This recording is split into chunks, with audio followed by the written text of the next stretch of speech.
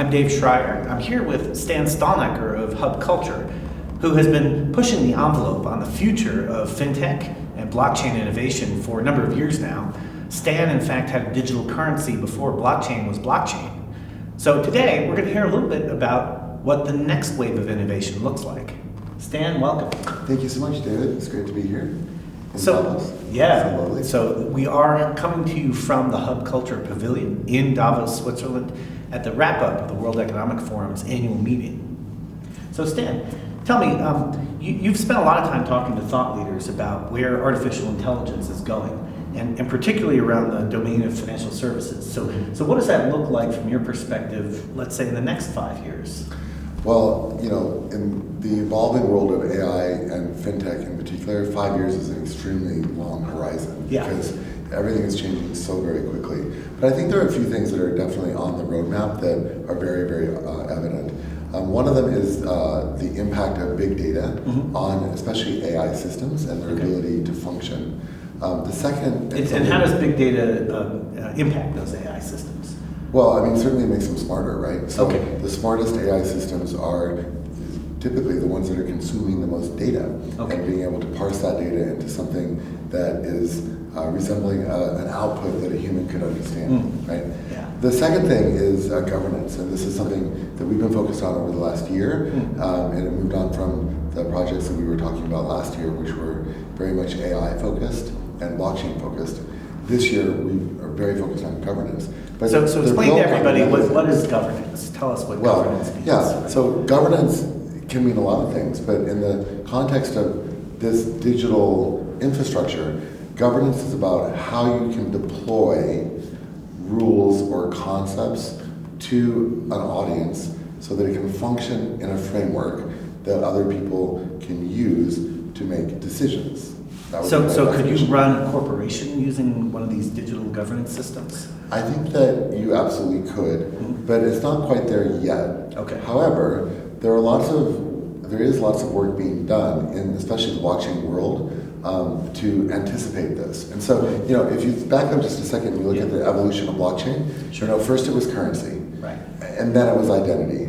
And then people started talking about governance. And so identity, we've all realized, is the base. It's like the super crucial thing. And the work that you've done with Distilled Identity is around that. So we know that identity is this base. And you have this token or this system of value that can circulate around that.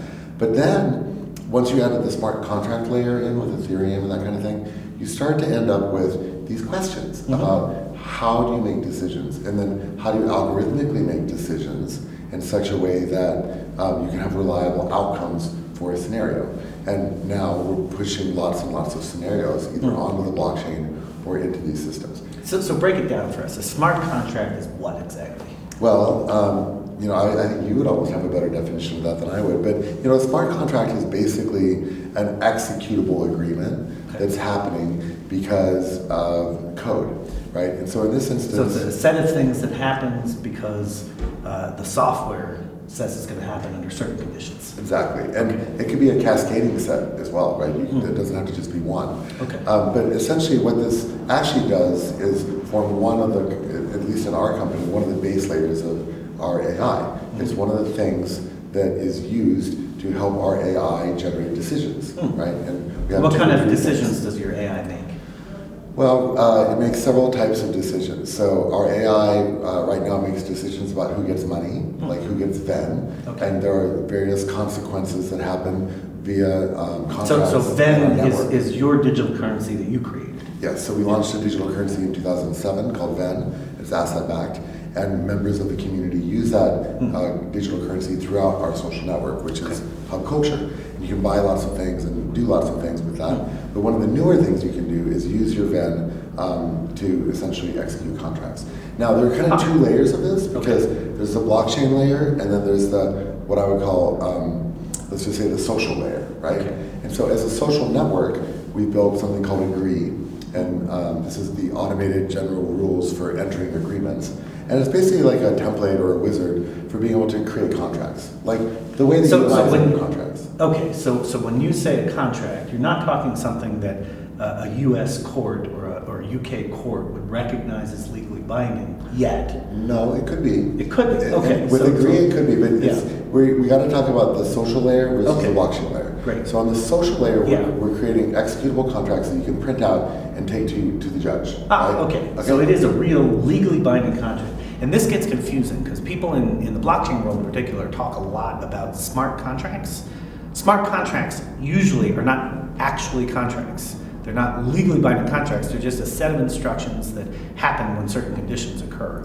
But this is something different. Well, it is, but underneath we have that blockchain layer, right, which is where the smart contracts live. Okay. And so what we created actual contract and smart contract kind of linked together. So you got the social layer where you have like the human understanding of I signed this agreement with Bill. Okay. Right? And then you have the blockchain layer, which is like these algorithmically cascading results that are basically pre-programmed. So if X, then Y, if Y, then Z. And so what we're doing is we're linking those two things together so that you can actually get legally verifiable, executable smart contracts. And this is really different. Like this is not something that most people have been doing to date. No, because nobody has the front end. I mean, I don't know of anybody in the blockchain space that has the front end. And what's funny about it is that we built the Agree in a way based on years of work. We were talking 15 years of work with the social network around identity. Because it comes down to identity at the forefront, and then you have a value system, but the value system could be any type of measure of value, without such as VAN. But you can also have other types of currency or measure of value that are the component by which you're measuring the value of the contract. But what's interesting is that we're linking this kind of human level readable contract to these blockchain technologies. And one of them that we're working with is something called Lexon, which is still in development. Yeah. We're advising on Lexon. And the idea of Lexon is to have these legally verifiable smart contracts, if X, then Y, then Z, that can then be taken to a judge and are certified. And so the blockchain gives us some comfort with smart contracts because certainly it can't be replicated, and the provenance, i.e. the identity of the sources of the contract. What we've done is just use our existing human social layer to kind of layer over some of that technology so that there's a consistent link between the two. So in a way, you talk about human plus blockchain or AI plus blockchain. But that's not the interesting stuff. The really interesting stuff that we're working on is something new that we just launched called Propel. Okay. So if you remember last year when we spoke, we were talking about our artificial intelligence called Zeke. And so we've been busy building Zeke. And Zeke.ai if you want to check it out. If you want to ask it a question. So what's interesting about Zeke is, as you said, what can the AI do? I said it can pay you money based on those agreements, but it can also select you music because it's running a 24-hour DJ radio station. Okay. But that's kind of the fun. Is this the world's first DJ chatbot? I don't know of another. But what's really cool about it is Propel, which is something we've been building for a year. Yeah. And it's all, you talk about convergence in tech, and people often say to me, you've got to focus and do one thing or the other. But all the things that we do are built on the other things that we do, and they're intersected. So with Propel, what we've done is we've developed a governance system that is fully granulated. It means it can be small or large. It can be pieced together, and it can be pushed to lots of different places from our social network. So in hub culture, we have hubs. So I can make a hub for this location, Hub Davos. Okay. And you also would have a hub at South by Southwest or a hub at Burning Man. Yeah, or a hub could be David's poker friends. Okay. Okay. So a social quasi-virtual hub. A hub could be any kind of group, right? Okay. And in our world, a hub could be tied to a physical location. We say we're cyber physical. That was one of the words I heard this week at Davos. But where it sort of becomes really powerful is that ultimately all of this we've realized is about feeding data to the AI. So it goes back to what I said at the beginning about big data. Right. So we have this music information, and then we have this contract information, we have currency information with VAN, and then we have other types of data. But then now we have governance data, and we're generating governance data, and it does two things. We give all the data an identity. That's the first thing. So we're hashing the data so that the rule might say we must have gender neutral bathrooms at Hub. And so a human, like you or me, can go in and execute that rule into Hub Davos. Okay. And then we give that rule a digital identity, a hash, okay. and then we put it on an immutable ledger that can then be extended onto the blockchain. Okay. Right? And why would we want to do that? To prove that it happened and to Okay. prove that it's unique. Okay. And then it's there. All right. And really about... So if you were a corporation and you had a series of guidelines or internal procedures, including things like compliance with local law that says you have to have gender-neutral bathrooms, or like, you now have an audit trail of that. Or like global AML and KYC compliance, which then maps back to identity. Yeah, all right. So, then you take it a bit farther and you say, like, what if you could take the local regulations of Davos City and then digitize those things in little granulated points, plans, policies, principles, and then because they're digitized and they have a unique identity, what if you could like export the good governance of Davos to the Rohingya? Right? Or what if you wanted to have some rules for your poker club, and those rules would be actually then voted on by the poker members. Right. So the first we don't have to write it down in a spiral-bound notebook. We can now have it on a blockchain. And it's fully digital, and then it's shareable. Right? Shareable. And so that's the really important thing. Is like imagine shareable governance, right. where you could then first of all start to compare governance all around the world, whether it's like a tiny building or a street or a neighborhood or a community or a state or a country or something applicable for the whole world. So you could say that like the golden rule, we must treat others as we want to be treated, could be a global thing. But we can also apply it to this hub. Yeah. Right? Well, getting back to that AML KYC compliance problem that you described, that's a $270 billion a year problem. Yeah. And so now we can have... And it's a pain. And it's a big pain. It's more than 20% of the cost of running a bank is just spent on AML KYC. So this could automate a lot of work that's done by people right now. Right, and we're working on that because we essentially have a bank, right, with Venn, and the way the regulation is going in the world, we envision a point in the near future where we will be indistinguishable from a bank. Will you get a banking license? We'll talk next year. Okay. On that one. But the point is that whether we are a bank or not a bank, we have to act like a bank, right? But the old ways of looking at KYC and even identity are not fit for purpose for the new world. So we have to rethink identity, and we've been doing that with Hub ID and a lot of input from MIT, and we've sort of adopted these new, I think, widely accelerating principles around what is good identity, which is individual data ownership, privacy, immutability, other things like that. But all that identity foundation that we spent the last 5 years building is now allowing us to build these new services and layers on top for our community. So it's identity as a platform, and then you have the services layer on top of it. We don't say it, but I'm going to start saying that because you're exactly right. It's identity as a platform. And so for us, what's really interesting is that AML KYC stuff then becomes really easy. Not easy. It's never easy, but it's easier because you control it. So David controls his data related to his identity. It gets hashed and parsed, and then that becomes the kernel by which the governance system works. Because governance is fine to you can go launch rules and laws and whatever else, but that's not democratic, digital, liquid democracy. What makes this Propel project liquid democracy and really quite amazing, it's so much fun to play with it actually, is that you can vote. So if you launch a component into the system, then the rest of that hub, the members of that hub, are able to vote on it. And right now we've only done... Does it automatically get adopted if a certain number of votes are achieved? It depends on what we decide. Okay. So, and it's really like, so it started out so basic. So right now there's a proposal in the system that says for something to be fully adopted, it must have 90% consensus, which is very, very high. But actually that's pretty close to where Native American tribes operate in terms of consensus, which is something I was studying during the course of the year. But the key points of the liquid democracy are that you can vote yourself on an item, but if you don't really feel like you're the right person to vote on it, or you're like, I don't care about this, or I'm not the right person who knows about this, because my friend David knows much more about this topic of like whether or not cartoon characters should have a higher minimum wage, right? I'm going to let David vote on this concept, so I can assign my vote to you. Now, where the blockchain becomes very important is that you can assign identity to that and you can track it, but it's still anonymous. Because voting should always be anonymous so that you don't pressure people. but at the same time, it should be transparent Right. to help avoid voter You want to fraud. make sure there's no fraud, there's no double counting, there's... Exactly. Yeah. And so every vote and every proposal has Right. their own unique identities, and every participant in the system has their own unique identity. And all of these can be like registered onto a database that is shared and either public or quasi-public.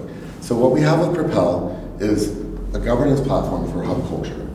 And this is huge because all that data, anonymized, hashed, cryptographic, can then be fed to Zeke.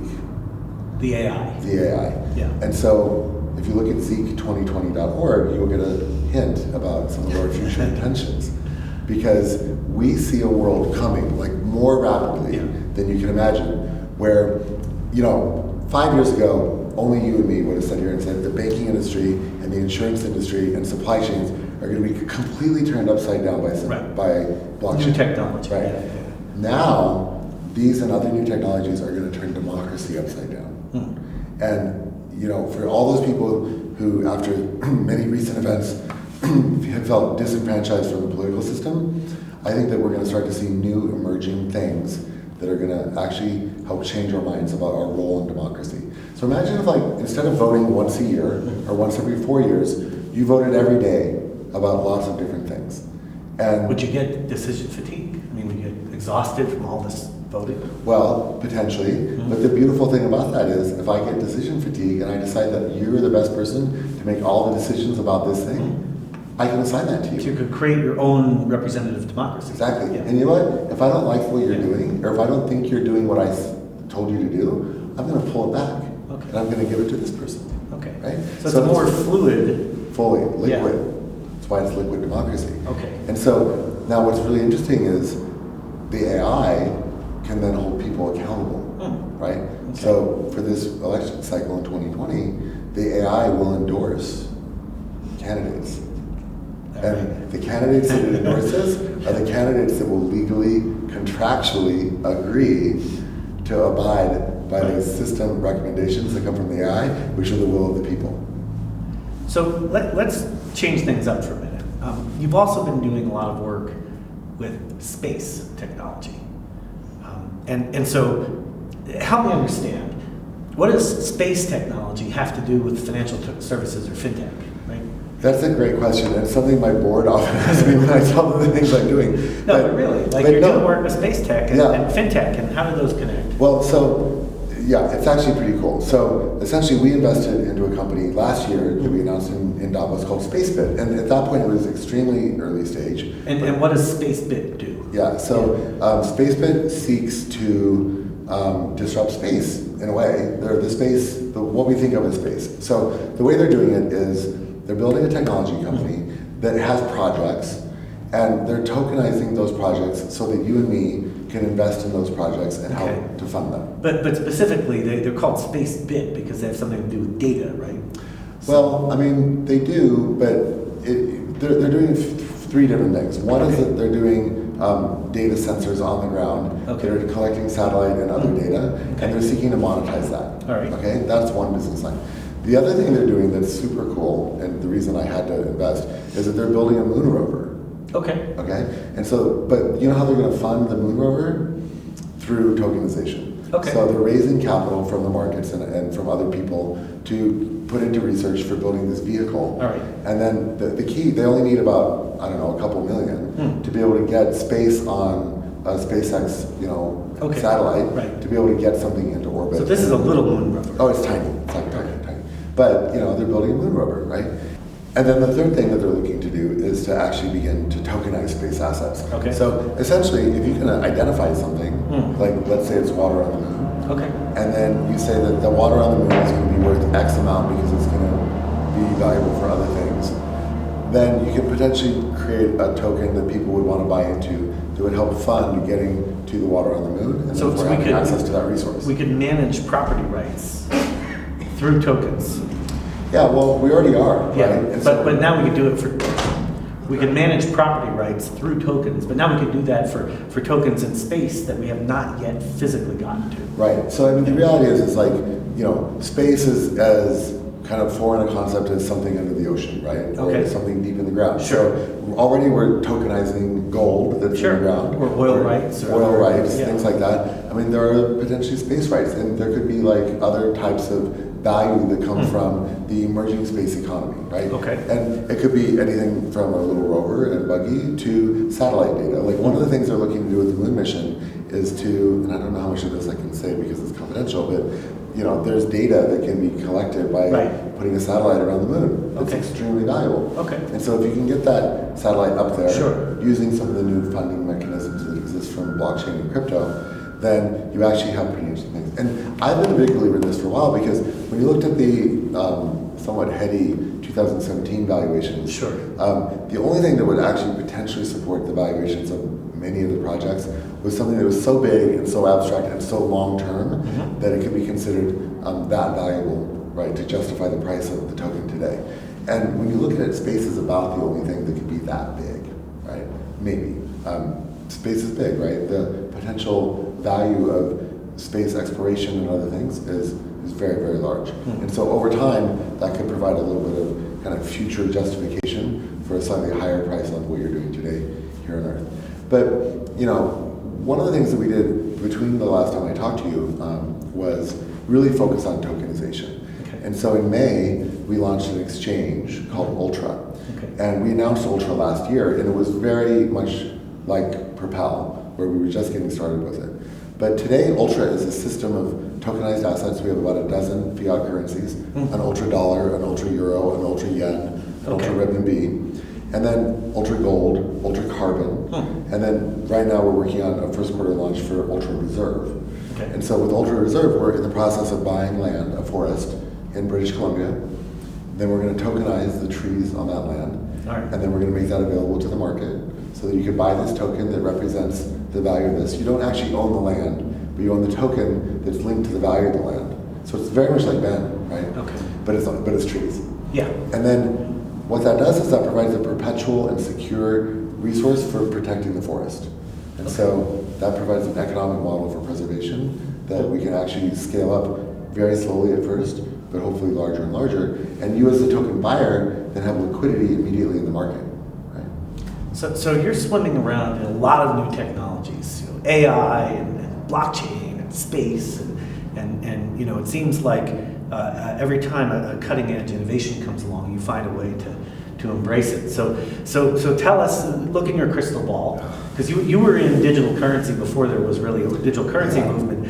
Look in your crystal ball and tell us where we should be looking. I'm actually really glad that you asked me this because I had a real epiphany at Davos this year. It was in a breakfast with SAP, and one of the board members of SAP, Bernd, was talking about like stuff, like the future of work and how work is going to change.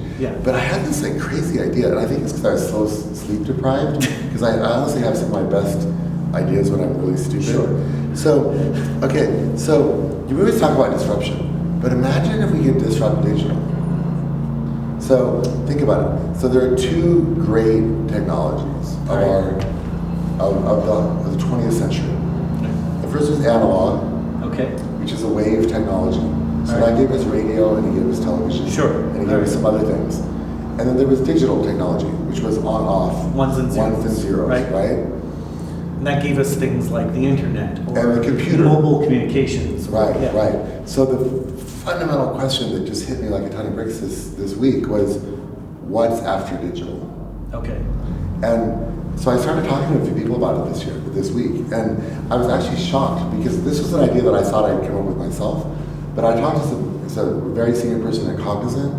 I talked to a couple of MIT people. I talked to a couple of neuroscientists. And all of them were already thinking about it. And they've been thinking about it for a while. What is next after digital? We don't know. Because it hasn't been invented yet. But if you ask the neuroscientists, they think it's consciousness. So a mathematical understanding of consciousness. We already have that. And I can explain that in a second because they just discovered it and came out with a Scientific American paper a little while ago about it. And it changes everything about what we think about consciousness. And it could then potentially lead to what's after digital. And the more I think about it, the more I think it's actually entirely possible because consciousness they've discovered is what? Electricity. And so I can explain this really briefly, and this is why meditation is so important. It's why I make my team meditate. It's why I try to meditate as much as I can, because the more you meditate and the more you shift your conscious state, potentially we could be moving as a species towards something new.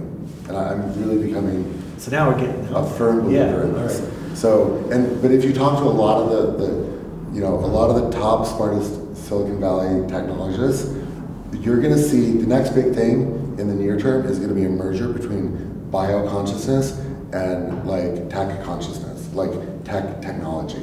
Yeah. And that's going to create like unintended consequences, I think. And it actually may be the thing that makes AI human. Like we humans may actually outsmart AI because we're going to begin to evolve faster than AI could. Okay. Because we're going to be biological AIs as opposed to mechanical AIs. But let me explain why. So they've recently pretty much proven that consciousness, they think, and when I say they, it's like a Trumpian they think, like many people think, but some scientists think that what certain scientists think that consciousness is a component of the number of electrical connections between atoms. Okay. And so if you begin with a rock, it's a particular type of atomic substance, like steel or iron, whatever. Sure. These have very low energetic charges between them. Yeah. Because the atoms are very simple, right? But when you get to a biological system, like let's say plants and trees, they have factors more energetic connections at the atomic level than rocks and dirt. Okay? And then when you get to a living animal like a worm or something like that, that has many, many more electrical connections per atom than trees and plants. And then when you get to like a human or like a brain in particular where you have many, many neurons, these have a vastly greater number of electrical charged neurons or electrical charges between the atoms. So they think now that there's a connection between the electrical pulse and the simplicity or complexity of the atom. And so if you then apply that to us, and we can figure out a way to increase the electrical charge between the atoms in our minds, which is what meditation does, or the way to control them. Okay. Because meditation helps you to control the electrical impulses in the mind. If you become very, very adept at that, and if we as a society become adept at that, we may be able to create new forms of awareness or intelligence just by thinking ourselves there. Perhaps. But interesting. That's what I'm interested in. All right. So what might be the next thing after digital could be consciousness. Yeah, I mean, imagine if we could learn to control consciousness the way we control digital. Wow. All right. And here's the thing that makes me think that, and this is taking it all the way back to the human level. We did in fact, you were there at our Innovation Beach Club in Bermuda a couple of years ago, and that actually was a very impactful thing and helped change the laws there it's now like the world's best place for digital. But in fact, I think you might have even been at this dinner. We had a Qigong expert who was doing Qigong on the beach. Okay. And he was like a very simple 60-year-old guy, right. Just does Qigong. And he was teaching us Qigong every week, all summer. He'd just come and teach us. And over time, a few lessons of Qigong, and I really recommend learning Qigong, it's amazing. You can feel energy moving, and you can feel people moving energy from one to another, and there is an electrical charge impasse that happens in this way. It can be measured. If you Reiki healers can be shocked sometimes by actual physical electricity. And he sat down by accident at this discussion with all these MIT guys about AI. Okay. And he said this thing that has stuck with me for years since. He's like, we don't think we use 80% of our brain, right? It's possible that technology and AI will help us begin to unlock elements of our mind that we don't know how to use or that we've forgotten how to use. And so his I will have to jump in here on just that one point. Because am I wrong? Is this Davos news? It's Davos news. So it's true that at one point in time, you're typically only using about 10% of your brain, but that's because your brain rests in stages. So you use most of your brain over the course of a 24-hour cycle, but you're resting different parts of your brain. So you're only active 10, 20% of your brain at any one point in time.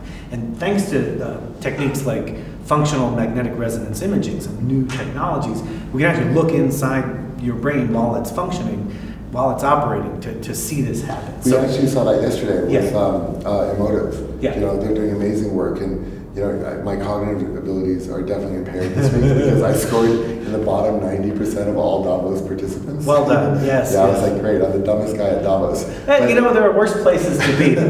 So okay, this is very interesting. But I'll buy the argument. Just real quick though, yeah. like, you know, it's possible though. You know, okay, whether it's 10%, 20%, Davos means. Now, are we using that 20% efficiently? That's what I was just about to say, right? Like, Yeah. could we be using Yeah. it better? Could we be using it more intensely? Could we be using 50% of our brain instead of 10% of our brain because we're teaching it that it does, you know, I don't know. Teaching it how to rest differently. Who knows? Sure. But I do think that, like, perhaps there's more to us than we think. Yeah. And if we could figure that out and Yeah. unlock that, it could lead to exciting new things. So the future is unlocking human potential. That would be nice. Yeah. I mean, that would be a much, probably more compelling story than the robots are going to take our jobs. Sure. And Skynet's going to kill us. yeah, I mean, I love this idea of like, how does AI actually help humans evolve into something magical?